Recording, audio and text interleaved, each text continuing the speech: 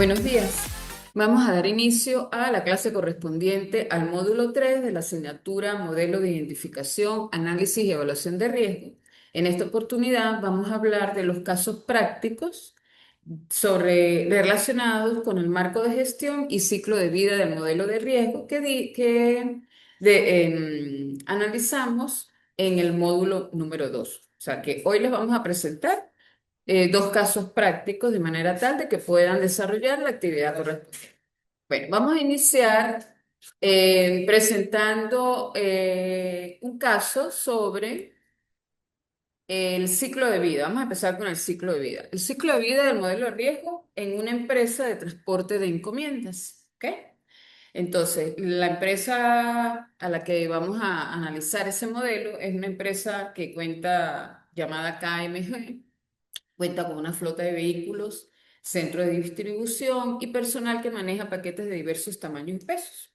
Su objetivo es asegurar un entorno de trabajo seguro desde el almacén hasta que hace la entrega final. Vamos a desarrollar cada uno de los componentes claves del ciclo de vida, ¿ok? Y vamos a empezar con el diseño y desarrollo del modelo. El primer componente del ciclo de vida es el diseño y desarrollo del modelo. ¿Qué pasa en esta etapa? Bueno, en esta etapa la empresa debe definir cómo va a abordar los riesgos inherentes a su operación. ¿Ok? ¿Cuál es la descripción? Bueno, en esta componente se identifican los riesgos específicos del sector, tales como manejo, manipulación de cargas, trabajo en almacén.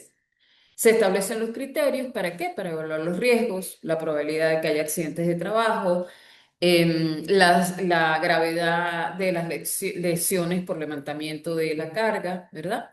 Y se elige la metodología de gestión de riesgo, matrices de riesgo, listas de chequeo, etcétera. ¿Ok? ¿Cuáles serían las actividades claves que puede desarrollar en esa etapa la empresa? Bueno, la primera, definir el alcance. El modelo va a cubrir, ellos definen que el modelo va a cubrir a conductores, personal del almacén, los clasificadores de paquete y del personal de oficina.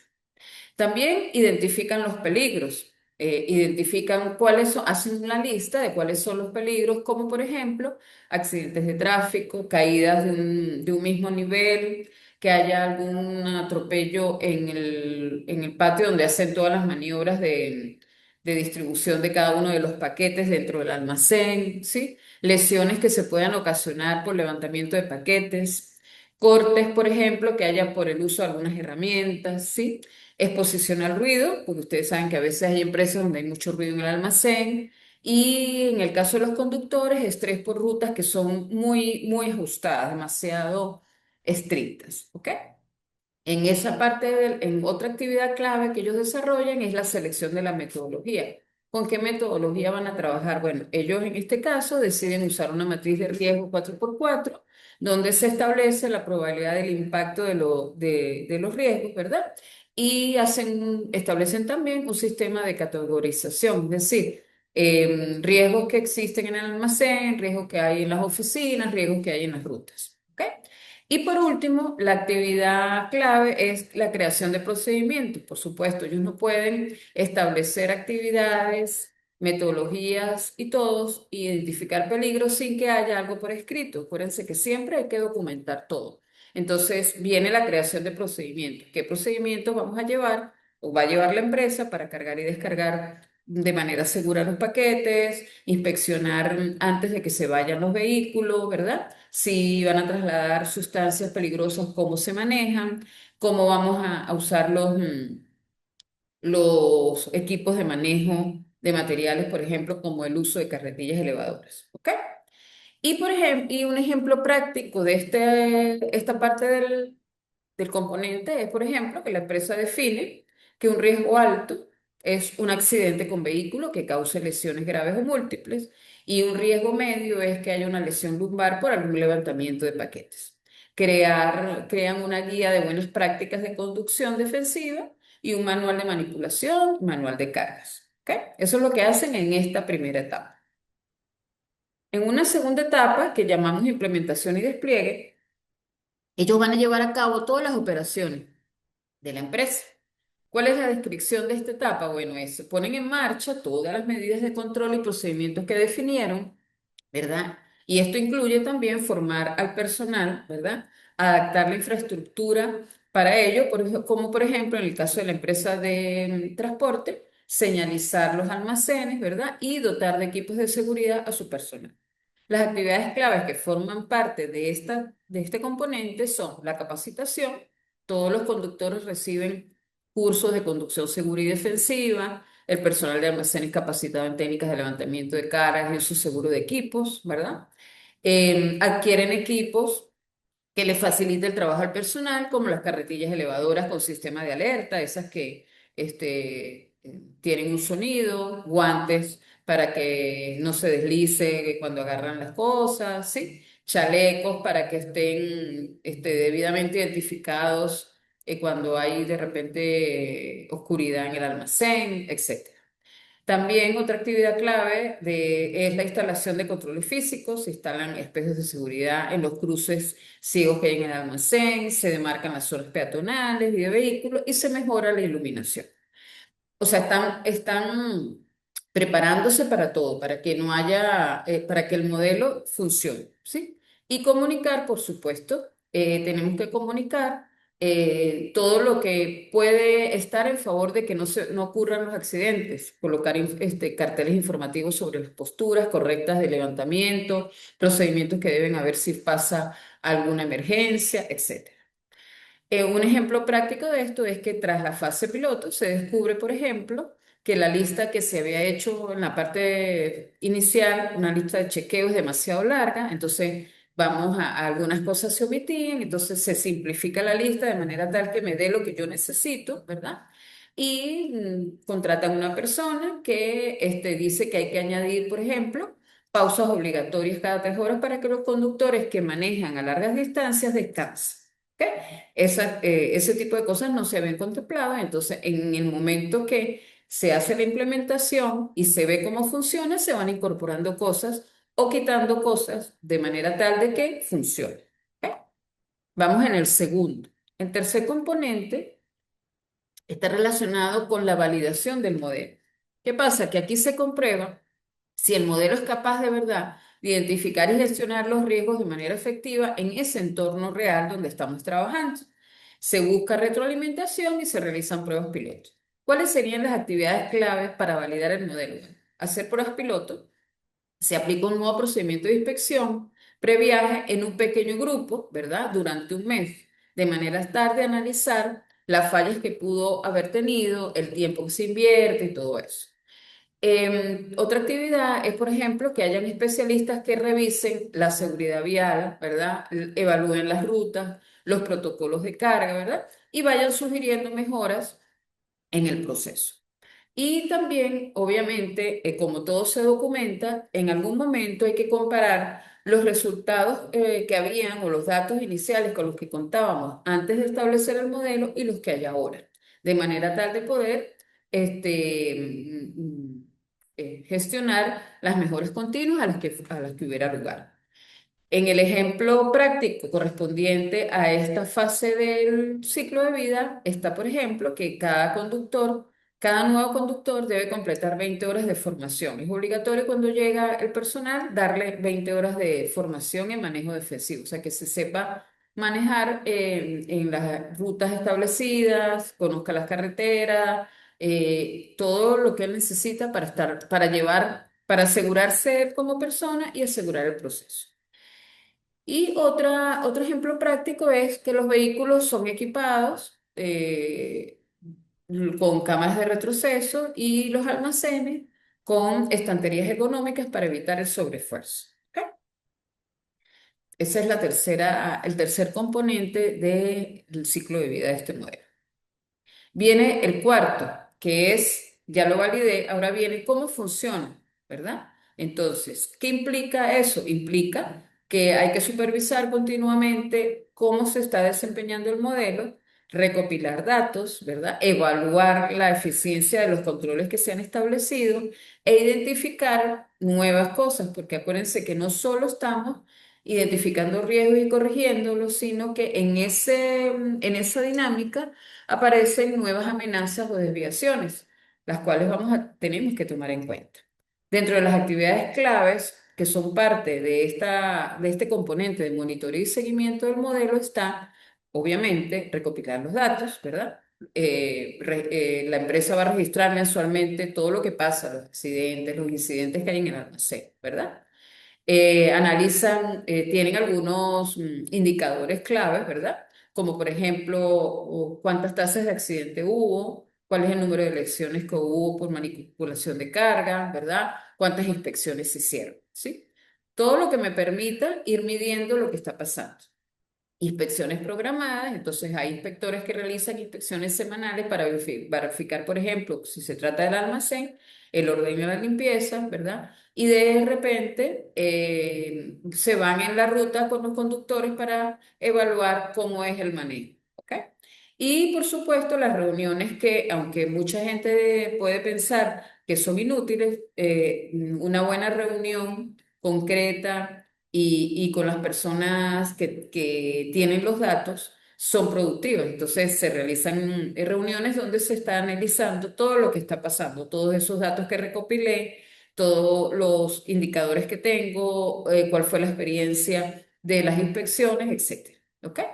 En este ejemplo que corresponde a este componente, estaría entonces, por ejemplo, que el sistema GPS de los vehículos está registrando los eventos, por lo menos relacionados con la conducción brusca. De repente frenó fuerte, sí, aceleró demasiado, lo que le permite identificar que algunos conductores puedan necesitar un poco más de formación, ¿sí? Y la base de datos indica, por ejemplo, que hay un aumento de lesiones relacionadas, digamos, con esguinces. Entonces, hay que, de repente, es que el calzado de seguridad que se les dio a los empleados, al personal, no está cumpliendo con su rol, entonces hay que cambiar el calzado o supervisar cómo están las superficies del almacén. ¿Ok? De repente está rugoso, de repente hay hay desniveles que aunque no se ven, hacen que el trabajador se pueda tropezar y se pueda doblar el pie, etcétera. ¿Ve? Todo, fíjense que todo tiene su seguimiento. Cada uno de esos componentes hay que irlos revisando y hay que irlos mejorando, porque pues la idea es esa, ¿no? La idea es mitigar los riesgos a los que podamos estar sometidos como empresa. ¿Ok? Por último, la en el ciclo de vida del modelo,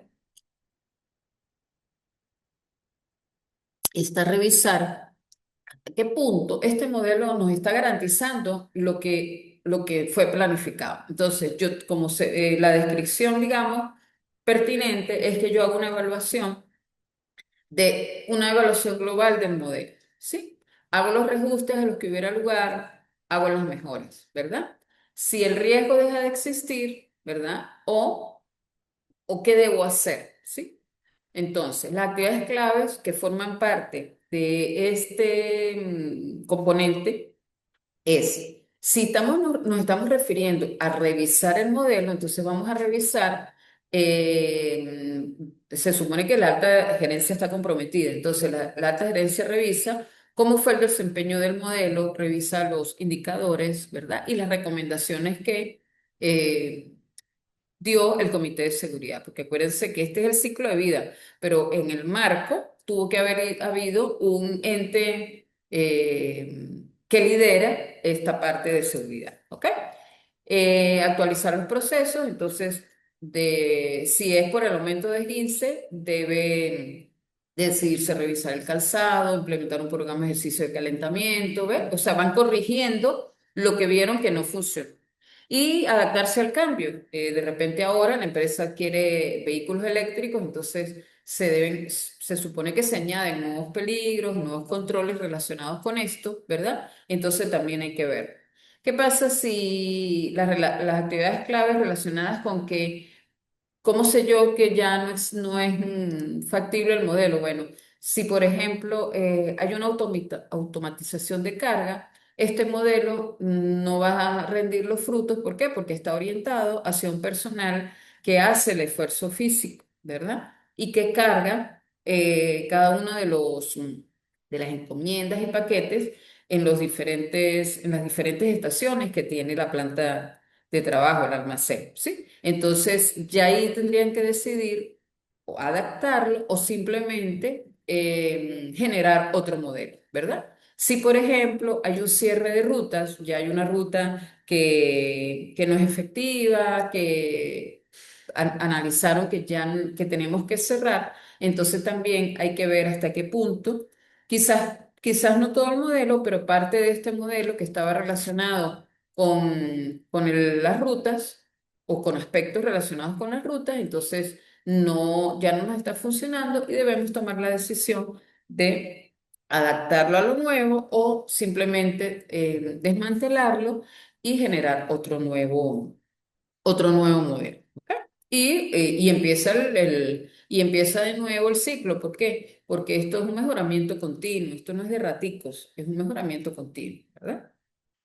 Bueno, ahora bien, el otro aspecto que vamos a tocar es el marco de gestión del modelo de riesgo relacionado una, con con una universidad, ¿sí? Se escogió, o bueno, yo escogí esta universidad o ese organismo, ¿verdad? Porque de repente sea más fácil de reconocer cada uno perdón, de los componentes que forman parte de ese marco de gestión. Entonces vamos a analizar una universidad en general, ¿sí? No, una universidad, un centro de estudio. ¿Ok? Vamos a analizar 5 componentes que ya los habíamos revisado en el módulo 2, que son el compromiso y la cultura de riesgo, la identificación y la caracterización de riesgo, el análisis y la evaluación de riesgos, cómo tratamos y mitigamos esos riesgos y cómo realizamos el monitoreo, revisión y mejora continua. ¿Ok? Ok, vamos a empezar. El compromiso y cultura de riesgo institucional. Acuérdense que vamos a hablar del marco que va a regir este modelo de riesgo. ¿Ok? Hablamos anteriormente solo del ciclo de vida. ¿Ok? Ahora vamos a hablar más que todo de la estructura que le da soporte a este modelo. Entonces, el primer componente es el compromiso y la cultura de riesgo institucional. ¿Qué pasa? Este es el punto de partida, o sea, el punto de partida de cualquier marco de riesgo es que debe tener la alta dirección, la junta directiva, quien esté a la cabeza de la empresa, organización, ente que están analizando, debe estar comprometida con esto. ¿Ok? En el caso de la universidad, bueno, podemos nombrar al rectorado, podemos nombrar al consejo universitario, las juntas directivas. Ellos deben tener ese compromiso. ¿Ok? Y deben unirse a la parte de concientización del riesgo de toda la institución, no solo grupitos, sino que debemos estar todos en la misma onda. ¿Ok? Entonces, cuando hablamos de liderazgo y gobernanza, se supone que debe haber un comité de riesgo, un departamento que lleve la batuta. En el caso de la universidad, podemos decir que este rol se lo vamos a dar al Vicerrectorado de Planificación y Desarrollo, ¿verdad? Este ente define, o este equipo de personas define las políticas, los apetitos de riesgo y supervisa la implementación. O sea, son los que llevan la batuta del riesgo institucional en esa universidad. ¿Ok? Por supuesto, todos están involucrados, todos entienden la necesidad, pero por supuesto siempre debe haber alguien que esté acá. ¿Ok? Ellos establecen políticas claras que están relacionadas con la gestión de riesgos y definen los roles, las responsabilidades y los procesos que van a llevar a cabo. ¿Ok? Y está, por supuesto, la parte de capacitación. Se supone que deben capacitar al personal clave, el personal clave que va a multiplicar la información. En el caso de la universidad, bueno, la parte administrativa, las facultades, la investigación, ¿sí? Los vamos a capacitar en función de identificar y gestionar los riesgos. Y siempre va a haber una comunicación, digamos, regular en el sentido de en el sentido de frecuencia, ¿verdad? Y efectiva para que cumpla con lo que estamos en lo que estamos trabajando. ¿Ok? Esa es la parte de compromiso, cultura de riesgo institucional. Toda la universidad está consciente, ¿verdad? Pero hay, digamos, cabezas, la más grande va a ser el vicerrectorado. Voy a capacitar a cierto grupo que yo establezco que son claves para poder multiplicar la información. ¿Ok? Como segundo punto está la identificación y caracterización de riesgos, ¿sí? En esta etapa, ¿qué hace la universidad? Cada uno, dependiendo de quién se trate, el ente que estamos tratando, va a identificar sus riesgos, ¿verdad? Y los va a clasificar. En el caso de la universidad, parece mentira, pero hay muchos riesgos que están asociados a ella. Entonces, en este ejemplo, los estamos clasificando de manera tal de poderlos identificar de mejor manera. Entonces, fíjense, como parte de los riesgos están los riesgos académicos y pedagógicos, los riesgos financieros, los riesgos de reputación, ¿verdad? También están los riesgos operacionales y de infraestructura, los riesgos de cumplimiento y regulatorios y los riesgos de recursos humanos. Entonces, dentro de los riesgos académicos y pedagógicos está el riesgo de calidad educativa. Yo les voy a mostrar solo uno o dos ejemplos de cada uno de esos riesgos, ¿sí? De manera de que podemos ubicarnos en el contexto de la universidad. Como parte de la calidad educativa, nosotros podemos decir que un riesgo es la baja calidad del docente. ¿Ok? Como investigación, que nosotros, por ejemplo, haya fraude, no se hagan las investigaciones como debe ser, sino que haya plagio, ¿verdad? Eso es un riesgo que la universidad tiene perennemente, ¿verdad? Con respecto al riesgo de ciberseguridad académica, está relacionado con la vulnerabilidad que pueda tener el sistema que utilizan en control de estudio, que es la columna vertebral de toda universidad, y las plataformas virtuales. ¿Por qué? Porque, como ustedes saben, ha aumentado la matrícula de estudiantes que realizan o desarrollan su carrera de manera virtual. Entonces, un riesgo inminente que tiene la universidad es esa vulnerabilidad de esas plataformas que le dan vida a esa universidad. ¿Ok? Como riesgos financieros está la dependencia de la matrícula. Como ustedes saben, todas las universidades dependen de la matrícula porque es su principal ingreso. Entonces, que por ejemplo haya una caída de la matrícula por diversas razones. Porque la institución perdió prestigio, porque nació una universidad y ofrece más o menos las mismas carreras, pero es pública, entonces esta es privada, ¿sí? Ese es un riesgo inminente de manera financiera que haya una caída de matrícula. Financiación externa está relacionada con que si la universidad recibe subsidios o donaciones, que éstas se reduzcan. ¿Ok? En la gestión de activos, que haya, por ejemplo, la universidad haya o realice una inversión que no es adecuada, ¿verdad? Y pierda dinero. Y costos operativos es, por ejemplo, el aumento de nómina, el aumento de los servicios. ¿Ok? Todo eso forma parte de los riesgos financieros a los que está sometida la universidad. Cuando hablamos de riesgos de reputación e imagen, pues su nombre lo indica, ¿verdad? Es la proyección que tiene esa universidad ante la sociedad. Existe el riesgo de incidentes mayores, por ejemplo, que esa universidad en algún momento haya estado expuesta a un escándalo académico, qué sé yo, porque el profesor le cobraba a los alumnos, porque había algún profesor que acosaba a las estudiantes, ¿ok? Ese es un riesgo que debemos tomar en cuenta y que es muy importante. ¿Por qué? Porque cuando empieza como la bola de nieve, empiezan esos comentarios de alguna universidad, lamentablemente las personas no lo comprueban o no buscan la información que es y divulgan eso como cierto. Y si es cierto, lo aumentan y eso hace que la credibilidad de la universidad se vea afectada.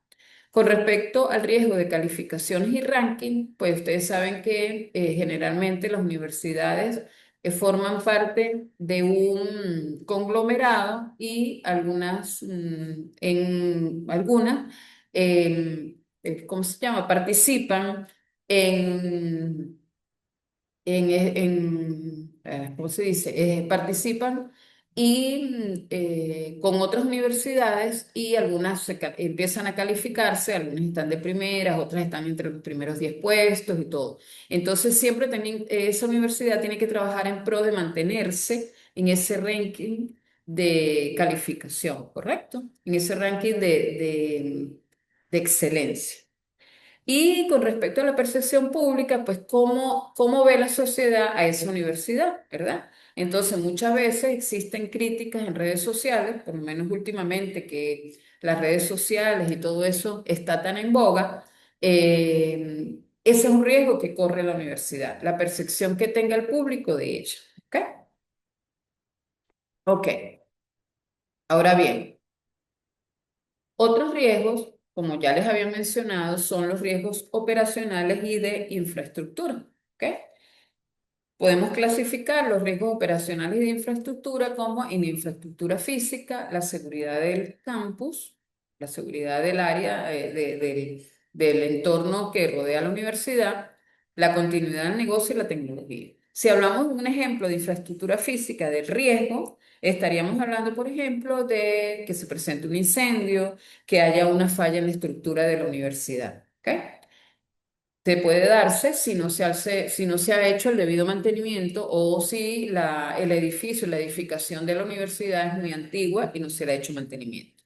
La seguridad está relacionada con actos de delincuencia, vandalismo, ¿verdad? Alguna emergencia que se presente en la universidad, cómo se debe manejar. Todo eso tiene que contemplarse. Con la continuidad del negocio, bueno, tenemos un ejemplo reciente, que es, por ejemplo, el de la pandemia. Cuando hubo la pandemia por el COVID, ¿qué pasó? Todo se detuvo, ¿verdad? Algunas universidades que no estaban preparadas para la parte virtual tuvieron que cerrar sus puertas, ¿verdad? Entonces eso es un riesgo es un riesgo importante que debemos siempre tomar en cuenta. Nadie se esperaba la pandemia y ocurrió. Entonces, las universidades que ya tenían de alguna manera ofrecían la presencialidad y la virtualidad, pudieron salir adelante, pero las que no, entonces sufrieron pérdidas importantes, ¿sí? Y con respecto a la tecnología, bueno, fallas que puedan darse también en las fallas en el sistema y en la plataforma también, ¿sí? En el primer riesgo que vimos está relacionado con la vulnerabilidad, o sea, qué tan seguras eran las plataformas. Y aquí, pues que haya una falla de tipo técnica en los sistemas que llevan control de estudio, la parte administrativa también, y las plataformas a través del cual se presentan las materias virtuales o a distancia. ¿Ok? Con respecto a los riesgos de cumplimiento y regulatorio, pues todo está relacionado con el cumplimiento, con la normativa que establece el Ministerio de Educación, ¿verdad? Que rige esa universidad. ¿Ok? Entonces, que no se cumplan con las normativas y regulaciones de ella, que no se cumplan de la parte educativa, que no se cumplan las de salud y seguridad, ¿verdad? Y las establecidas con respecto a la igualdad y discriminación, que por supuesto con tanto estudiante y tan diverso, pues se puede dar el caso de que haya algún caso de discriminación, ¿verdad? O que se haga eh, eh, bullying, ese tipo de cosas. ¿Ok? Y con respecto al riesgo de recursos humanos, pues está latente, por ejemplo, que a veces es muy difícil retener al personal por razones económicas, razones de la crisis del país, etcétera. Entonces es muy difícil evitar que los mejores docentes, el mejor personal administrativo se vayan. Atraerlos, por supuesto, también es importante y es un riesgo. ¿Por qué? Porque de repente las condiciones de la universidad no son tan atractivas para cierto perfil de docente o de trabajador, entonces es un riesgo que hay que tomar en cuenta. Y también los conflictos laborales que se pueden presentar Por ejemplo, como huelgas, como alguna disputa salarial, que un grupo de profesores demande a la universidad por alguna un motivo salarial, entonces es un riesgo que también se debe tomar en cuenta. ¿Ok? Entonces, ¿qué hace la universidad? Pues debe identificar y caracterizar cada uno de esos riesgos a los que está sometido. ¿Ok? En un tercer aspecto, ya identificó, como ya identificó, ¿verdad? Y clasificó estos riesgos, entonces ¿qué debe hacer? Debe ver cuál es la probabilidad de que esto ocurra y el impacto que va a tener en la universidad, ¿verdad? Entonces, ¿qué hace la universidad? Bueno, analiza en función de la metodología que ella selecciona, que pudiera ser una matriz de riesgo, ¿verdad? Donde ellos dicen cuál es la probabilidad que existe, si es alta, si es baja, si es media, ¿verdad? Y el impacto que eso va a producir en la universidad. Por ejemplo, un ataque o fue vulnerable el sistema, pues una probabilidad media de que ocurra, ¿verdad? Porque hay cantidad de códigos de seguridad, pero que si ocurre el impacto es alto, ¿ok? Si, por ejemplo, falla algún servicio público, en este caso el servicio de agua, pues la probabilidad es por lo menos en el caso de San Cristóbal, de repente es alta, ¿verdad? Pero el impacto es bajo. ¿Ok? Cuando hablamos del análisis cuantitativo y cualitativo, de manera cualitativa podemos analizar y evaluar los riesgos a través de grupos de expertos, de talleres con equipos especializados, ¿verdad? Y cuando hablamos de analizar cuantitativamente, entonces, ¿qué hacemos? Bueno, nos sentamos y estimamos costos, analizamos la parte de la matrícula, ¿ok? En qué de repente periodo de tiempo vamos a obtener más matrícula, qué va a representar eso, qué condiciones debemos tener cuando esa matrícula no es tan alta, porque no salen, por ejemplo, porque en ese momento no hay bachilleres, sino pura población flotante, ¿sí? Analizo si hubo, por ejemplo, algún incidente de emergencia y cómo se manejó, ¿ok? Y con respecto al apetito de riesgo, ¿qué es el apetito de riesgo? Pues que la universidad debe definir qué nivel de riesgo está dispuesta a asumir. ¿Ok? Entonces, por ejemplo, en el caso de repente, no es el apetito de riesgo relacionado con su inversión con la parte de riesgo financiero es alta porque ella quiere hacer nuevas inversiones, ¿verdad? Pero es bajo relacionado por ejemplo, con la reputación, ¿sí? Debe analizar qué tan importante es mentira, no tan importante, qué tanto está dispuesta a asumir, ¿ok? Eso está relacionado con cómo está preparada para ello, ¿ok? Ok, con respecto a el cuarto punto, que es cómo tratarlos, cómo tratar y mitigar los riesgos, pues ustedes saben que habíamos hablado de que existen cuatro estrategias para hacerlo, ¿verdad? Esas cuatro estrategias están expuestas aquí: evitar, reducir, transferir o aceptar. Si yo evito, ¿verdad? Si yo evito el riesgo, entonces, en el caso de la universidad, si yo no estoy preparada, no tengo los recursos suficientes para ofrecer una carrera, así esté autorizada por el ministerio, no debería hacerlo. No debo evitar ese riesgo. ¿Ok?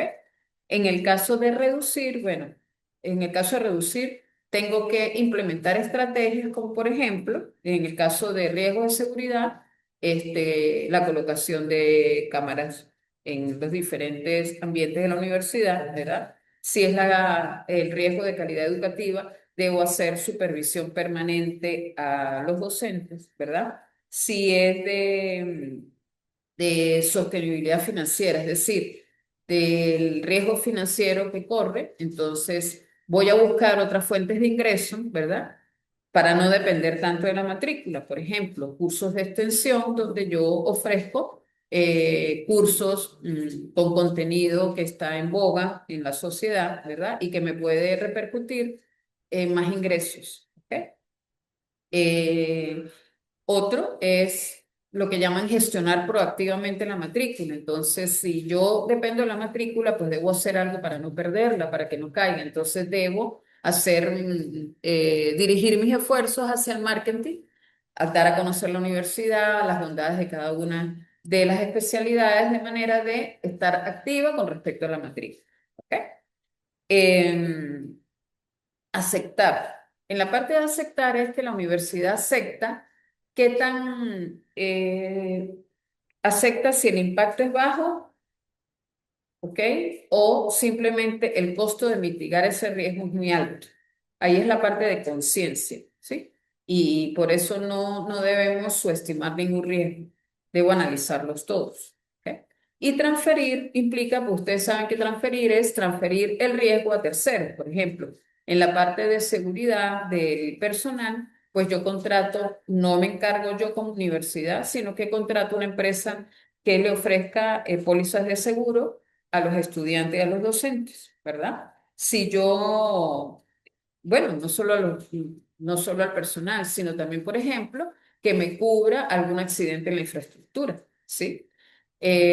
También puedo, en el caso de la vulnerabilidad de la plataforma,